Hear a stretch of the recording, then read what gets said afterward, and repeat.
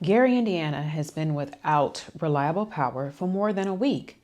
And if you think this is just a story about a bad thunderstorm, I need you to understand what really happened. Because Gary is showing us what happens when extreme weather meets vulnerable infrastructure. On August 11th, a derecho tore across the Midwest. A derecho is not a hurricane and it's not one tornado. It is a large, fast-moving complex of thunderstorms capable of producing destructive, straight-line winds across hundreds of miles. The National Weather Service says this one traveled across portions of the Midwest and Ohio Valley, producing widespread winds of 70 to locally over 100 miles per hour. And at the Gary Chicago International Airport, the wind reached 99 miles per hour, family, 99 miles per hour. That is why we cannot dismiss the derecho as just a thunderstorm. Those winds ripped down trees, utility poles, and power lines and damaged substations across Northwest Indiana.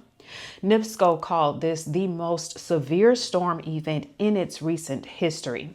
And now look at Gary. More than a week after the storm, people are still dealing with outages, now spoiled food, disrupted schools, lost income, and homes without air conditioning during August heat.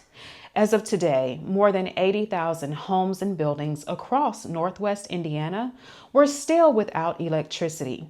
And Gary schools did not open Wednesday morning because of the continuing outages. The wind may hit everybody, but everybody does not have the same ability to survive what happens after the wind stops. If you have money for a hotel, a generator, replacement groceries, and missed work, a week without electricity is a major inconvenience. But what happens when you don't have those things? What happens to the elder who needs refrigerated medication? The person whose medical equipment requires electricity?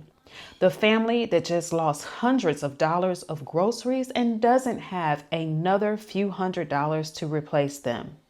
The hourly worker who loses wages because the business or school is closed.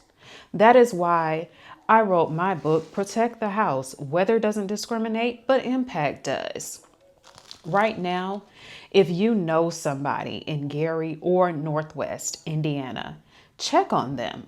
Don't just text, "You good?" Ask specifically, do you have food? Do you have somewhere cool to stay? Are your medications safe? Do you need transportation? Do you need a place to charge your phone or medical equipment? And if you have resources, share them. Community organizations, churches, businesses, and neighbors all organize for cooling stations and charging locations, transportation, meals, ice, and wellness checks, especially for elders and people with disabilities. But we also have to think beyond this emergency. Protecting the house cannot begin after the lights go out. Families need multiple ways to receive warnings, portable battery banks, several days of essential supplies, plans for medications and medical equipment, and a network of people who know who needs help.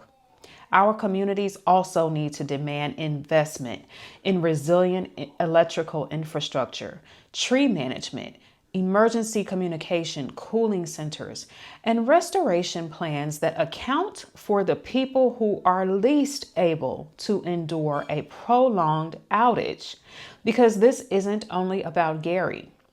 The hazards and locations may change, but the question stays the same. How long can your house survive when the systems around it stop working? And Gary, Indiana is reminding all of us why we need to start preparing before the next storm is on the radar. Protect the house now.